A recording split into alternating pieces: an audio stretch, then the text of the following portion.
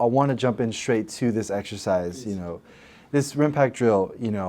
All these countries participating. I want to just first start off with the importance of it. Why is this exercise important, both for the United States and also for the other countries taking part in these drills in Hawaii? So I would say two reasons. One is it's critical because it helps get visibility to what the United States and its allies can do when they actually cooperate militarily. And visibility is important because that's how you show what you can do and change potentially the calculus of your adversaries. It's number one. And then number two, as you're training, you actually learn to do more and to be, in this case, more military interoperable with the countries that you're working with. Mm-hmm. So, there's an ally component to it and there's a competitors component to it. You talked about interoperability. For our viewers, can you kind of explain what does that mean when in terms of military to military interactions?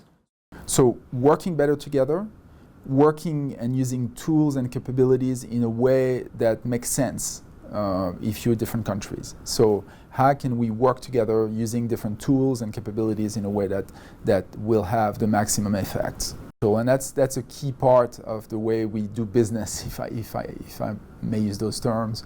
But typically, there's a specific language on how this is done. So it does matter.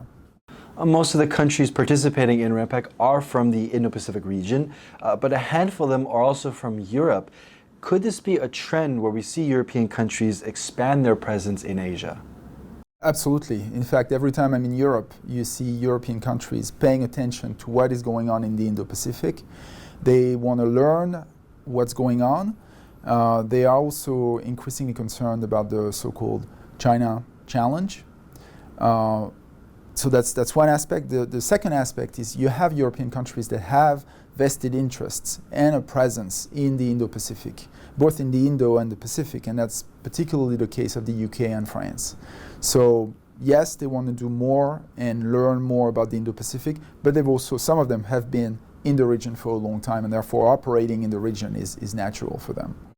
Now this year, the Philippines did not send a naval ship to RIMPAC. Local media in the Philippines are citing strained resources and because of the situation with China in the South China Sea. And also Taiwan has not been invited yet again. What does this say about the commitment from and to these allies if the two countries most affected by China's increasing pressure are not being represented?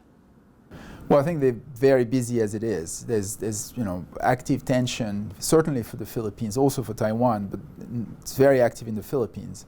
So I think what it says is that the allies that can actually contribute resources to military exercises can do that here.